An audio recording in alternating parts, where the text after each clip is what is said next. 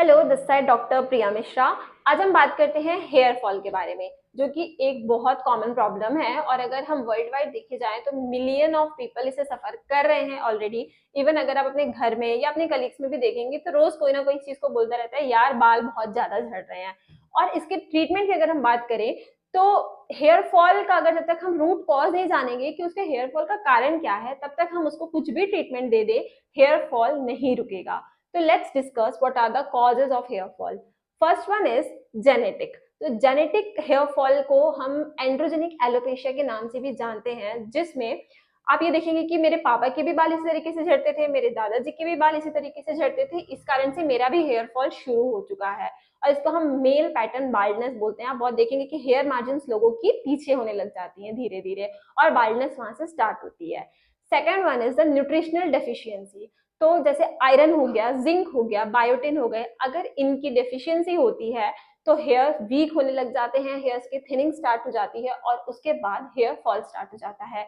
अब इसके लिए लोग क्या करते हैं कि हमने बायोटिन की टेबलेट्स खा ली, हमने आयरन टेबलेट्स खा ली, हमने जिंक सप्लीमेंट्स ले लिया, तो हमारा अब हेयर ग्रोथ होना चाहिए और हेयर फॉल रुक जाना चाहिए। पर अगर आपने 2 महीने आयरन की टेबलेट्स खाई हैं तो वो 2 महीने तो शायद आपके हेयर फॉल नहीं होगा, पर जैसे ही वो आप बंद करेंगे तो हो सकता है कि हेयर फॉल वापस स्टार्ट हो जाए। इवन 2 महीने बाद नहीं होगा तो 3-4 महीने बाद अगेन जब आपकी बॉडी में आयरन की कमी होगी तो हेयर फॉल स्टार्ट हो जाएगा।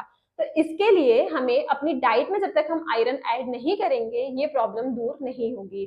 Third one is stress. आज की लाइफ में जितना ज्यादा स्ट्रेस है, स्ट्रेस एंड पॉल्यूशन जितना ज्यादा बढ़ता जाएगा उतना ज्यादा हेयर फॉल होगा। The fourth one is hormonal imbalance. अब हार्मोनल इम्बैलेंस ऐसी कौन कौन सी कंडीशन है जहां पे हेयर फॉल देखने के लिए मिलेगा? लाइक मीनोपॉज हो गया, प्रेगनेंसी हो गई, हाइपोथायरॉयडिज्म हो गया या पीसीओएस की कंडीशन हो गई।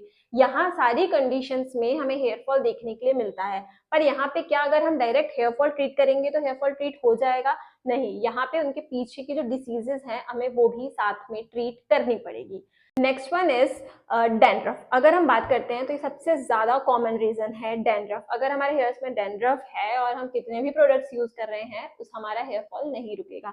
और डैंड्रफ के कारण लाइक फंगस हो गया, डस्ट पॉल्यूशन हो गया, हेयर कवर नहीं किए थे इस कारण से हो गए, बाल थोड़े से भीग गए थे उसके ऊपर हेलमेट लगा लिया, अच्छे से सूखे नहीं, पूरा दिन हो गया क्लच कर लिया, इन सब कारणों की वजह से भी हमारा हेयर फॉल होने लग जाता है। लास्ट रीजन है हमारा हेयर स्टाइलिंग। बोटॉक्स करवा लेते हैं लोग, केराटिन ट्रीटमेंट करवा लेते हैं, पर अगर उसके बाद उनके दिए हुए प्रोडक्ट्स यूज नहीं किए या हीट स्टाइलिंग कर ली है, डायरेक्ट हीटर यूज कर लिया है अपने हेयर्स पे, तो उसके कारण क्या होता है, हेयर्स डैमेज होने लग जाते हैं, स्प्लिटेंस होने लग जाते हैं और उसके बाद हेयर फॉल की समस्या बढ़ती जाती है। तो ये इतने सारे रीजंस थे हेयर फॉल के, जिसको हम सारे ही जो कारण है उनको एक ही तरीके से सॉर्ट नहीं किया जा सकता। तो जैसा कारण होगा वैसा ट्रीटमेंट होगा, पर इनमें से कुछ चीजों को प्रिवेंट किया जा सकता है। तो जिसमें फर्स्ट है, अगर आप हेल्दी फूड खाएं, हेल्दी डाइट, बैलेंस डाइट जिसमें आयरन भी हो, जिंक भी हो, प्लस सारे विटामिन एंड मिनरल्स प्रेजेंट हो, तो एक गुड डाइट के कारण हेयर फॉल थोड़ा सा कंट्रोल हो सकता है। सेकेंड वन है प्रॉपर ऑयलिंग। वीक में एटलीस्ट 2 बार hair wash plus proper oiling के साथ अगर किया जाए तो हम हेयर्स की जो क्वालिटी है उसको मेंटेन रख सकते हैं। अब लोग क्या करते हैं कि हमारे बाल झड़ रहे हैं, हमारे बाल धोने से या ऑयलिंग करने से और ज्यादा बाल झड़ते हैं, इसलिए हम हफ्ते में एक ही बार अब बाल धोते हैं या हम दिन में सिर्फ एक ही बार कंघी करते हैं।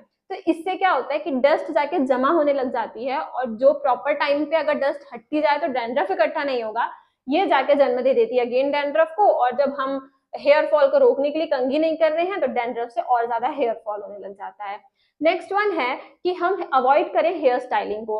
अगर हम हेयर स्टाइलिंग को अवॉइड कर रहे हैं या हीटर अप्लाई करने से अवॉइड कर रहे हैं तो ये चीज अच्छी हो सकती है, पर बहुत सारे कंडीशंस या ओकेजन्स ऐसे आते हैं जब हमें स्ट्रेट करने पड़ते हैं हेयर्स, तो वहां पे क्या करना है, हमें या तो पहले सीरम यूज करना है या फिर हीट रेजिस्टेंस स्प्रे और सीरम आते हैं वो यूज करने के बाद ही हेयर स्ट्रेटनर्स यूज करें। प्रॉपर टाइम पे अगर हम हेयर ट्रिमिंग करवाते रहेंगे तो जो स्प्लिटेंस है वो रिमूव होते रहेंगे और हेयर ग्रोथ प्रॉपर होती रहेगी। हेयर मसाजिंग या हेयर स्पा अगर हम हर मंथ लेते रहेंगे तो उससे हेयर्स की क्वालिटी बहुत अच्छी होती है।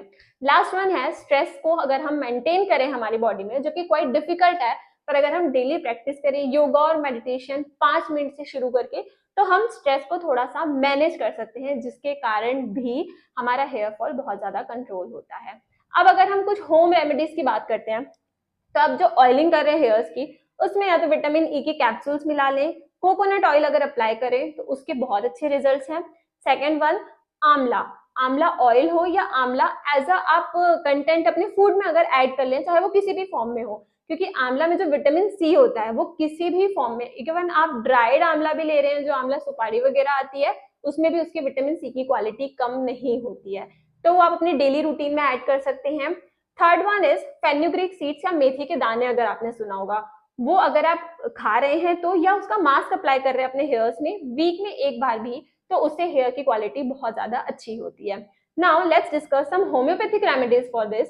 तो first one is the jaborandi का मदर टिंचर, अगर आप अप्लाई करते हैं अपने ऑयल में मिला के तो उसके बहुत ज्यादा अच्छे रिजल्ट्स हैं। अगर आपका हेयर फॉल किसी हार्मोनल इम्बैलेंस के कारण है तो you can think of lycopodium. अगर उसमें बहुत ज्यादा डैंड्रफ हो रहा है तो आप थूजा का मदर टिंचर ऐड कर सकते हैं। फोर्थ वन इज, अगर आप सिलिशिया ले रहे हैं पोटेंसी में, तो अगर आपके बालों में इचिंग है या डैंड्रफ है तो वो कम हो सकता है। Last one is phosphoric acid, पर वहां पे स्ट्रेस प्रेजेंट होना चाहिए और ओवर एक्सर्शन प्रेजेंट होना चाहिए। अब जितने भी होम्योपैथिक रेमेडीज की बात हुई है, इसको किस पोटेंसी में, किस डोज में या किस फॉर्म में लेना है, ये आप बिना किसी भी होम्योपैथिक कंसल्टेंट से कंसल्ट किए बिना ना यूज करें। Thank you.